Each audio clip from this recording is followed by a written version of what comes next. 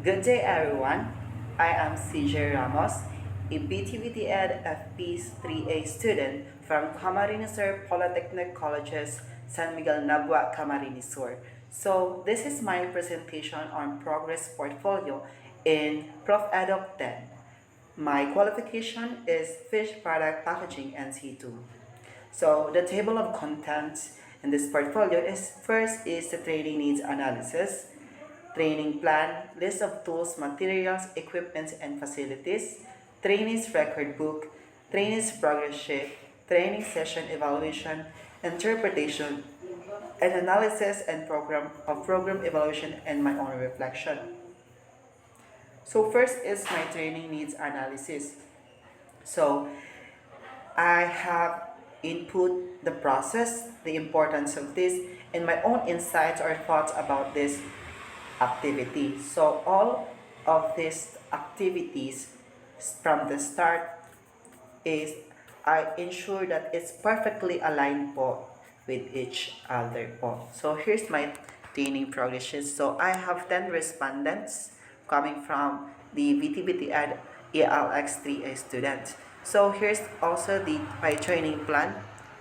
Sumunod ng TNA po natin. So, lahat po ng training ko po ay nilagyan ko po na tag-iisa nilang training plan po. So, I ensures that all the activities or the styles or learning style na kailangan po ng training is nakalagay po dyan. So, here's my tools and materials, equipments, and facilities po. So, ensures that all the tools, materials, equipment, and facilities that are needed in my qualification are here or naka-input po siya. So, I just focus here po si Trainee 9 since po si Trainee 9 is siya ang pinakamaraming competency dapat pong malaman. So, here's my trainees record book. So, yan po. Here's naman po ang trainees progress sheet natin. So, if napapansin nyo po, lahat po yan may steps, importance, and meaning or my own thoughts po. Here's also the training session evaluation forms. And last, the interpretation of analysis of program evaluation po. So, all of these activities na ginawa po namin is ensures that they perfectly align po with each other. And after all the activities, I come up with this per reflection. So in this portfolio, I have collected all the materials I use as part of my role as a trainee for Fish Product Packaging NC2. The table of contents allowed me to properly arrange all the documentation needed for training, including the TNA forms, evaluation, and reflection. Within each section of this portfolio, I created a clear outline on how it's going to support the training, ensures that he or she followed the complete of all requirements in this entirely. By following the training plans, record books, progress sheets, and evaluation, I could chart the trainee's growth and development.